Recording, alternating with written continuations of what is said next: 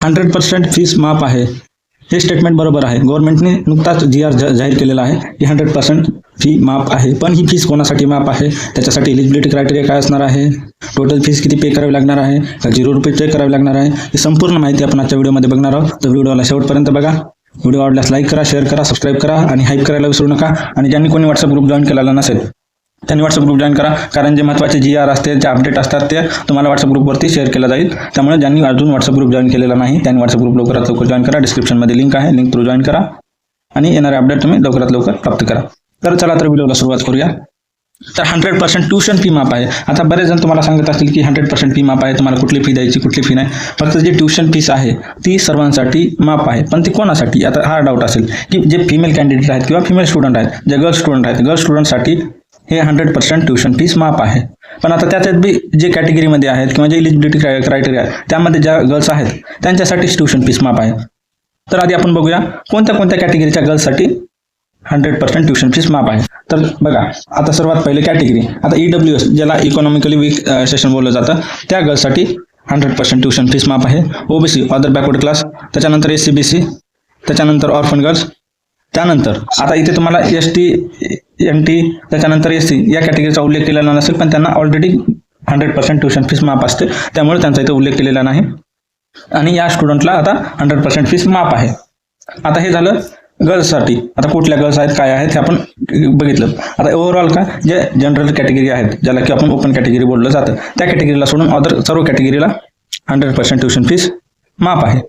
आता त्यानंतर बघूया की कुठल्या कोर्सेससाठी आहे. आता हे आपले मेडिकलवाले कोर्सेस आहेत, अदर सुद्धा कोर्सेस आहेत, पण आता आपल्याला मेडिकल फील्ड आहे त्यामुळे आपण मेडिकल कोर्सेस सांगत आहोत. जसे की MBBS असेल, BDS असेल, BMS असेल, BHMS असेल, BUMS असेल, BPTH असेल, त्याच्यानंतर BSLP असेल, त्यानंतर BSc nursing, post basic nursing, त्याच्यानंतर MSc नर्सिंग, त्याच्यानंतर जे अदर गव्हर्नमेंटचे अप्रूव्ड आहेत त्यांच्यासाठी ही गव्हर्नमेंट फीस माफ असणार आहे.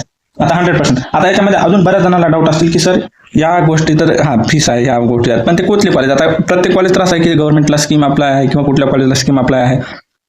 तर आपण सर्व काही एकाच व्हिडिओमध्ये संपूर्ण इन्फॉर्मेशन बघणार आहोत, त्यामुळे व्हिडिओला स्किप नका करू. आणि तुम्हाला जर कसं, आता बऱ्याच जणांचा काय विषय असतो की आपल्याला जरी गर्ल्स फ्री एज्युकेशनसाठी आपण एलिजिबलही असतात तर आपल्याला ते जी सेवा आहे, जी सुविधा आहे गव्हर्नमेंटने जे आपल्याला गर्ल्स फ्री एज्युकेशन दिलेलं आहे ते त्यांना घेता येत नाही, कारण कुठला तरी एक मायनर मिस्टेक असते किंवा काहीतरी कुठल्या तर डॉक्युमेंटमुळे काहीतरी प्रॉब्लेम जातो. त्यामुळे आपण हा व्हिडिओ शेवटपर्यंत बघा, इथे मी तुम्हाला सर्व इन्फॉर्मेशन सांगणार आहे. आता याच्यामध्ये मेजर एलिजिबिलिटी क्रायटेरिया काय असणार आहे, जसं की आता बघा ॲडमिशन टाईप, आता कुठलं आहे तुमचं हे ॲडमिशन, हे कॅप राऊंड थ्रू झालं पाहिजे.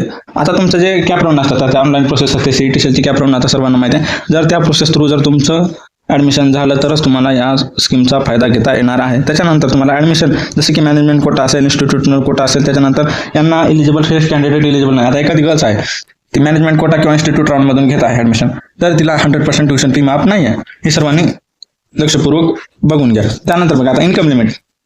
आता बऱ्याच जणांचं असते की इन्कम लिमिट असते की बऱ्याच जणांची असते की 10 लाख असेल, 12 लाख असेल. तर जे OBC SBC आहेत, ॲन्युअल फॅमिली इन्कम त्यांचं किती असलं पाहिजे, 8 लाखापेक्षा कमी असलं पाहिजे.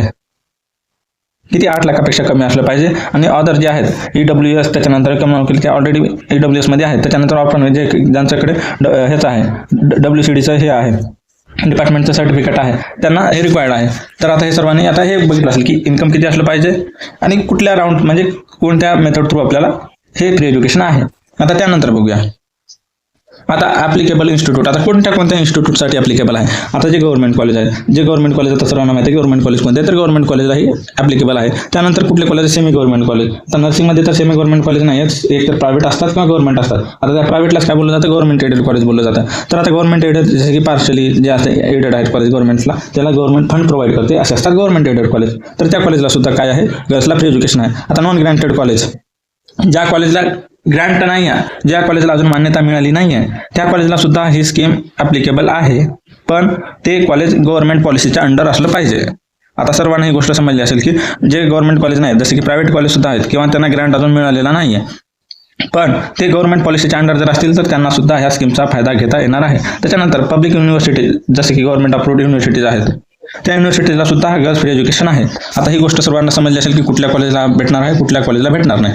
आता कुठल्या कॉलेजला भेटणार नाही ते बघा. आता प्रायव्हेट जे डीम्ड युनिव्हर्सिटी असते त्या कॉलेजला गर्ल्स फ्री एज्युकेशन असणार नाही आहे. त्याच्यानंतर सेल्फ फायनान्स, ज्या कॉलेज स्वतः म्हणजे फायनान्स हे करतं, जे फायनान्शियल हे आहे फंड प्रोव्हाइड करतं, त्यांना गर्ल्सला फ्री एज्युकेशन नाही आहे. आता तुम्हाला समजलं असेल की कुठली कॅटेगरी असली पाहिजे, इन्कमचा काय क्रायटेरिया असला पाहिजे. त्यानंतर ॲप्लिकेबल इन्स्टिट्यूट कोणते आहेत, एलिजिबल आपण कुठल्या इन्स्टिट्यूटसाठी ॲप्लिकेबल आहोत आणि आपल्याला खरंच गव्हर्नमेंटसाठी 100% ट्युशन फीस मिळणार आहे का, हे तुम्हाला सर्वांना समजलंच असेल. त्याआधी आपण बघूया महाराष्ट्रातली नंबर 1 काउन्सिलिंग ड्रीम मॅचर्स गायडन्स ही अशी काउन्सिलिंग सर्व्हिस आहे जी तुम्हाला महाराष्ट्रामध्ये नंबर 1 काउन्सिलिंग मिळणार आहे. महाराष्ट्रामध्ये ड्रीम मॅचर्सपेक्षा काउन्सिलर हा बेस्ट कोणीही नाही आणि जर तुम्हाला महाराष्ट्रामध्ये ड्रीम मॅचर्सपेक्षा जर बेस्ट काउन्सिलर कोणी मिळत असेल तर तुम्हाला तुमचं पेमेंट हे रिफंड केलं जाईल. हा आमचं स्टेटमेंट आहे.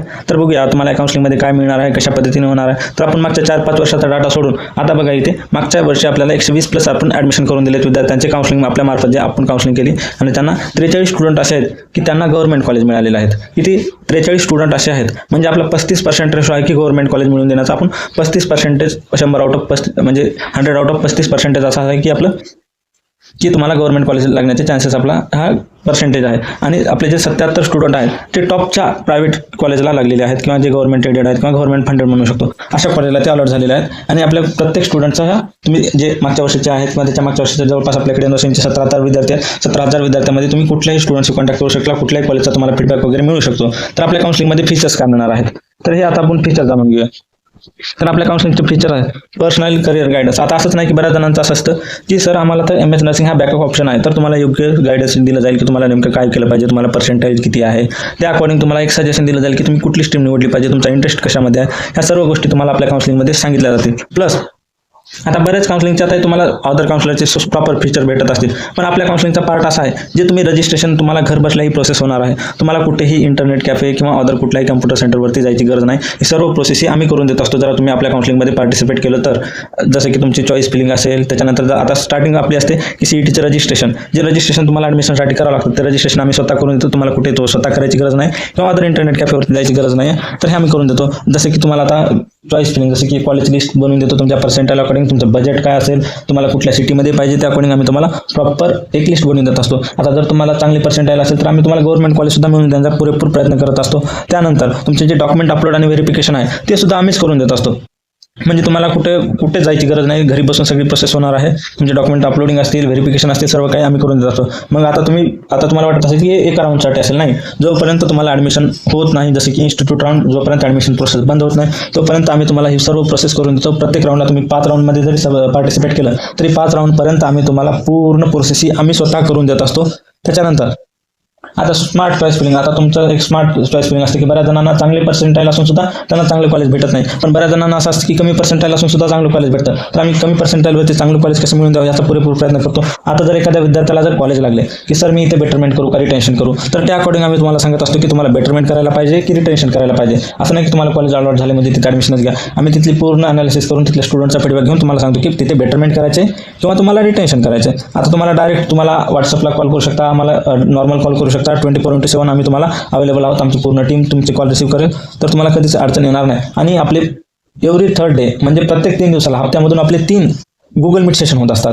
म्हणजे गुगल मीट सेशनमध्ये तुमचे सर्व डाऊट क्लिअर केले जातील. तुम्हाला जे काही प्रॉब्लेम असेल ते पूर्ण प्रॉब्लेम, कुठल्या डॉक्युमेंट रिगार्डिंग काही इश्यू असेल तर तो डॉक्युमेंट रिगार्डिंग इश्यू सॉल्व्ह केला जाईल. कुठल्या स्कॉलरशिप रिगार्डिंग इन्फॉर्मेशन असेल तर ती तुम्हाला इन्फॉर्मेशन दिली जाईल. आता ॲडमिशन जे इन्स्टंट ॲडमिशन अपडेट असेल, आता ज्या काही ॲडमिशन अपडेट आहेत त्या तुम्हाला ॲडमिशन अपडेट ह्या लवकरात लवकर आम्ही पोहोचवतो तुमच्यापर्यंत. त्यानंतर बघा आता सीट अलॉटमेंट सपोर्ट. आता जर तुम्हाला एखादी सीट अलॉट झाली तर तेच अलॉट झाल्यावर तुम्हाला सपोर्ट म्हणजे की तुम्ही सीट अलॉट झाली तर पुढची प्रोसेस काय आहे, कशा पद्धतीने तुम्हाला कॉलेजला जायचे, कोणते डॉक्युमेंट घेऊन जायचे, तर काय करते सर्व प्रोसेस तुम्हाला सांगितली जाईल. आता आपल्याकडे काय आहे माहिती आहे का, जे आपले 17,000 स्टुडंट आहेत तर ते 17,000 स्टुडंट हे आपल्या प्रत्येक कॉलेजमध्ये आहेत. तर आता बऱ्याच ठिकाणी काय तुम्हाला एखादं कॉलेज XYZ कॉलेज लागले आणि त्या कॉलेजमध्ये तुम्हाला तिथला कॉन्टॅक्ट नंबर मिळत नाही, कुठल्या कॉलेजमध्ये तुम्हाला प्रॉब्लेम जात आहे आणि तुम्ही गुगलला वगैरे पाहिलं तर त्यांचे बंद पडलेले नंबर असतील किंवा अदरच कॉन्टॅक्ट तुम्हाला मिळून जातात. पण आपल्याकडे तसं नाही. जर तुम्हाला कुठल्या कॉलेजमध्ये जर नंबर लागत असेल तर आपण डायरेक्ट तिथल्या टीचर फॅकल्टी सोबत आम्ही तुमचा जे कॉन्टॅक्ट नंबर आहे तो करून देत असतो आपल्या काउन्सिलिंगमध्ये. तिथले टीचर सुद्धा तुम्हाला सपोर्ट करतील. अशा पद्धतीने आपल्या काउन्सिलिंगमध्ये आहे. जसे की आता DD चेक आहे, DD चेक कितीचा बनवायचा, कसा बनवायचा, DD चेकचे रूल्स काय आहेत, हे सर्व काही तुम्हाला आपल्या काउन्सिलिंगमध्ये सांगितलं जातं. आता सीट वॅकन्सी, जसं की व्हर्च्युअल वॅकन्सी, कुठल्या स्टुडंटने कुठल्या कॉलेजमध्ये बेटरमेंट केले, किती सीट रिमेनिंग आहे, हे सर्व काही आम्ही अनालिसिस करून आम्ही तुम्हाला सांगतो. जर एखाद्या विद्यार्थ्याला जर इन्स्टिट्यूट राऊंड किंवा त्याला मॉपअप राऊंड बोललं जातं, जर कोणाला पार्टिसिपेट करायचं असेल तर त्यांना आपण काय करत असतो, पुरेपूर सपोर्ट करत असतो की इन्स्टिट्यूट राऊंडमध्ये कशा पद्धतीने जायचं, कुठल्या कॉलेजला ॲडमिशन घ्यायचं, फीस किती असेल, त्यांच्या बजेट अकॉर्डिंग त्यांना कॉलेज सजेस्ट केलं जातं. आणि एवढंच नाही, असं तुम्हाला वाटेल की सर आता आमचं ॲडमिशन झालं तर पुढे काय करायचं, तर तुमचा इव्हन डिग्रीपर्यंत तुमची डिग्री जोपर्यंत होत नाही, जोपर्यंत तुमचं MNC मध्ये रजिस्ट्रेशन होत नाही, तोपर्यंत आपला फुल सपोर्ट असतो. तुम्हाला पूर्ण 4 वर्ष पूर्ण गाईड केलं जातं. तुम्हाला लेक्चर ज्या काही फॅसिलिटीज आहेत त्या सर्व फॅसिलिटीज तुम्हाला आपल्याकडे अवेलेबल केली जातील. जर आपली काउन्सिलिंग जॉईन करायचं असेल तर इथे नंबर दिलेला आहे, इथे तुम्ही नंबरवरती कॉन्टॅक्ट करू शकता, किंवा जे आपला व्हॉट्सअप ग्रुप आहे तिथे तुम्ही जॉईन सुद्धा करू शकता. व्हॉट्सअप ग्रुपवरून आम्हाला कॉन्टॅक्ट करा की सर काउन्सिलिंग जॉईन करायचं, आम्ही तुम्हाला पूर्ण डिटेल देऊ. आम्ही तुम्हाला लवकरात लवकर जे प्रायव्हेट ग्रुप आहे काउन्सिलिंगचा त्याच्यामध्ये ॲड केलं जाईल आणि पुढील इन्स्ट्रक्शन तुम्हाला तिथे दिले जातील. आता आपण बोललो की आपल्याकडे 4 वर्षानंतर तुम्हाला लेक्चर वगैरे अवेलेबल आहेत, तर आता ते कशा पद्धतीने लेक्चर वगैरे अवेलेबल आहे ते सुद्धा तुम्हाला इथं सांगितलं जाईल. आता हे बघा, आपले प्रशांत शिंदे सर, तुम्ही यांना ओळखतच असाल, मेडप्रोटेक मेडिकल लेक्चरचे फाउंडर प्रशांत शिंदे सर आहेत. तर यांनी आता जस्ट बॅच स्टार्ट करणार आहे 2026 साठी, फर्स्ट सेमेस्टरसाठी. म्हणजे जेव्हा तुमचं ॲडमिशन होईल त्या प्रोसेसमध्ये आता प्रशांत शिंदे सर आपली बॅच स्टार्ट करणार आहेत फर्स्ट सेमेस्टरसाठी 2026 साठी. तर आता या बॅचमध्ये तुम्हाला काय काय अवेलेबल असणार आहे, म्हणजे जसं की तुम्हाला सब्जेक्ट कोणते असणार आहे, तुम्हाला कसा अभ्यास करायचे, आता तुम्हाला लेक्चर कसे अवेलेबल केले जाते. आता तर तुम्हाला सर काय करणार आहेत की एक सर रेकॉर्डेड लेक्चर बॅच करणार आहेत. म्हणजे जसं की तुम्हाला जर कुठले लेक्चर पाहिजे असतील, जसं की अनाटॉमी, फिजिओलॉजी, सोशियोलॉजी, सायकोलॉजी, असे तुम्हाला 4 सब्जेक्ट असतील. हे बघा, हे 4 सब्जेक्ट आहेत. यामध्ये तुम्हाला डेली लेक्चर अवेलेबल होतील 4ही सब्जेक्टचे, की तुमचे कन्सेप्ट क्लिअर केल्या जातील, जे तुमच्या नॉट सेट अकॉर्डिंग तुमचे सर प्रिपरेशन करून घेतील. तुम्हाला जे काही डाऊट असतील, आता सरचं असं नाही की तुम्हाला वाटत असेल की सरचे आम्ही रेकॉर्डेड लेक्चर घेतलं तर आम्ही सरसोबत कम्युनिकेशन कसं करा, तर सर काय करतील, तुमचे रेग्युलर तर तुमचे रेकॉर्डेड लेक्चरच होतील, पण दर संडेला 2 तासाचं सर एक लाईव्ह सेशन अरेंज करतील, ज्यामध्ये तुमचं जे वीकमध्ये काय केलं त्याचा आढावा घेतील. त्यानंतर सर तुम्हाला समजवतील, जे तुमचे कन्सेप्ट आहेत, जे तुमचे डाऊट आहेत ते तुम्ही डाऊट सरला लाईव्ह सेशनमध्ये विचारू शकता. अशा पद्धतीने सरची बॅच आता स्टार्ट झालेलीच आहे. तर तुम्ही ह्याची अपॉर्च्युनिटी मिस नका करू, कारण सरच्या बॅचमध्ये लिमिटेड सीट असतात. असं नाही की कधी पण आपण जॉईन करू शकतो, हे करू शकतो. लिमिटेड सीट असतात आणि सरची एक तुम्हाला जर नॉट सेट अकॉर्डिंग जर प्रिपरेशन करायचं असेल, पुढे भविष्यामध्ये जर कुठल्या गव्हर्नमेंटसाठी जर तुम्हाला जायचं असेल, तर प्रशांत शिंदे सरची जी बॅच आहे तुम्ही जरूर जॉईन करा. कारण आता जर सरचा इथं नंबर दिलेला आहे, तुम्ही सरशी सुद्धा कॉन्टॅक्ट करू शकता, किंवा जे आपल्या ग्रुपवरती माझा नंबर आहे, किंवा मला सुद्धा कॉन्टॅक्ट करा की सर आम्हाला फर्स्ट सेमेस्टरची बॅच जॉईन करायचे. तर त्या पद्धतीने तुम्ही जॉईन करा, लवकरात लवकर जॉईन करा, कारण लिमिटेड सीट असतात सरच्या बॅचमध्ये. आणि तुम्हाला महाराष्ट्रामध्ये एक प्रॉपर गायडन्स पाहिजे असेल तर ड्रीम अचिव्हर्स आणि मेडप्रोटेक शिवाय तुम्हाला कुठंच प्रॉपर डिग्रीसाठी प्रॉपर गायडन्स मिळत नाही. त्यासाठी तुम्ही अवश्य बॅच जॉईन करा, हेच माझं सजेशन असेल. तर ज्यांना बॅच जॉईन करायचे आहे त्यांनी खाली दिलेल्या नंबरवरती कॉन्टॅक्ट करा, किंवा माझ्याशी कॉन्टॅक्ट करा. मी प्रशांत शिंदे सरांचा कॉन्टॅक्ट करून देईल, किंवा त्यांचा जे नंबर आहे तो तुम्हाला मी प्रोव्हाइड करा. आता सर्वांना हा प्रश्न पडला असेल की 100% फीस तर आधीपासून माफ आहे, किंवा जे ट्युशन फीस आहे ती ऑलरेडी गर्ल्स ऑफ एज्युकेशन आहे, सर्वांना माहिती आहे. पण हा नवीन JRचा मिनिंग काय आहे, तर आता हा मिनिंग मी तुम्हाला सांगतो. जे कॉलेज असं असतं की आधी कॉलेज काय करायचे, जे कॉलेज आहेत ते काय करायचे की जे अदर फीस आहे, जसे की डेव्हलपमेंट फीसच्या नावाखाली किंवा लायब्ररी चार्जेस, ह्या चार्जेस खाली त्यांची जी ट्युशन फीस आहे ती पूर्णपणे घेतली जायची. जसं की एखाद्या कॉलेजची फीस 1 लाख रुपये आहे, तर ट्युशन फी त्याची 80,000 90,000 असायची, पण ती वेगवेगळ्या मार्फत शुल्क, हे शुल्क आकारला जायचा, तो शुल्क आकारला जायचा, म्हणून ते वेगवेगळ्या स्रोत घेतले जायचे. पण आता त्यांनी सक्त मनाई केली. आता ट्युशन फी म्हणजे 100% माफ असली पाहिजे. आता ट्युशन फी 100% माफ, मग बाकी तुम्हाला कोणती फीस द्यावी लागेल, डेव्हलपमेंट फीस तुम्हाला द्यावी लागेल, त्याच्यानंतर एक्झामिनेशन फीस द्यावी लागेल, युनिव्हर्सिटी फीस द्यावी लागेल, लायब्ररी फीस द्यावी लागेल, त्याच्यानंतर लॅबोरेटरी फीस द्यावी लागेल, एलिजिबिलिटी फीस द्यावी लागेल, हॉस्टेल आणि जे आहेत, जे तुमचं आहे डिपॉझिट आहे, किंवा जे काही गोष्टी आहेत हॉस्टेल किंवा अदर ॲप्लिकेबल चार्जेस आहे ते तुम्हाला पे करावे लागेल. आता तुम्हाला कसं समजणार की आपल्याला आता एखादं XYZ कॉलेज आहे, तर त्या कॉलेजला किती % फी द्यायची, किंवा नेमकं किती फी द्यायची. तर ह्यासाठी सुद्धा मी तुम्हाला सांगतो की कुठल्या कॉलेजला किती फी द्यायची असते. तर चला तर बघूया. आता एक डेमो घेऊया आपण. आता हे बघा, 2nd नंबरचं कॉलेज MGM इन्स्टिट्यूट आहे, नवी मुंबई. आता नवी मुंबई कसं आहे, आता नवी मुंबई ठाण्यामध्ये आहे कॉलेज. आता अप्रोड आहे. आता याची फीस बघायची, तुम्हाला फीस दिसत असेल की किती फीस आहे. तर किती टोटल फीस किती आहे, इथे टोटल फीस तुम्हाला दिसत असेल 1,12,500 रुपये फीस आहे या कॉलेजची. मग आता तुम्हाला याच्यातली माफ किती असणार आहे, किंवा किती द्यायची तुम्हाला पे करायची, किंवा जे काय आहे तुम्हाला किती फीस पे करायची. आता तुम्हाला काय करायचं, टोटल फीस, त्या कॉलेजची काही टोटल फीस असेल, त्यांचा टोटल फीसचा एक कॉलम असतो, किंवा त्या कॉलेजच्या बोर्डवरती किंवा कुठे तुम्हाला फीस स्ट्रक्चर मिळून जातं. टोटल फीसमधून आपली जी ट्युशन फीस आहे ती रिड्यूस करायची. आता टोटल फीस किती आहे, 1,12,500 रुपये. तर आता ट्युशन फीस किती आहे, 1,02,273. 1,02,273 जर मायनस केली तुम्ही, तर उरते किती, तेवढी फीस तुम्हाला त्या कॉलेजला पे करावी लागेल. आता हे झालं एका कॉलेजचं. आता दुसरं एखादं कॉलेज आहे. आता जसं की आता इथे बघा 1,55,000 फीस आहे कॉलेजची, आणि ट्युशन फीस किती आहे, तर 1,26,554 रुपये ट्युशन फीस आहे. ही रिड्यूस करून बाकी जी काही रिमेनिंग फीस आहे ती तुम्हाला कॉलेजला पे करावी लागेल. फ्री एज्युकेशनचा मिनिंग असं नाही की तुम्हाला 1,55,000 ते 1,55,000 रुपये तुम्हाला पे करायची गरज नाही. जी तुमची ट्युशन फीस सोडून अदर फीस तुम्हाला पे करावी लागेल. आता इथे 1,09,000 फीस आहे, तर त्याच्यातली 98,000 तुम्हाला मायनस करून जी काही रिमेनिंग फीस आहे ती तुम्हाला पे करावी लागेल. असं तुम्हाला जर ही PDF पाहिजे असेल की कुठल्या कॉलेजला किती फीस आहे, असे ऑल कॉलेजची जर PDF पाहिजे असेल तर व्हॉट्सअप ग्रुपला जॉईन करा. तिथून किंवा कमेंटमध्ये PDF म्हणा आणि व्हॉट्सअप ग्रुपला जॉईन करा, तर तुम्हाला ही PDF प्रोव्हाइड केली जाईल.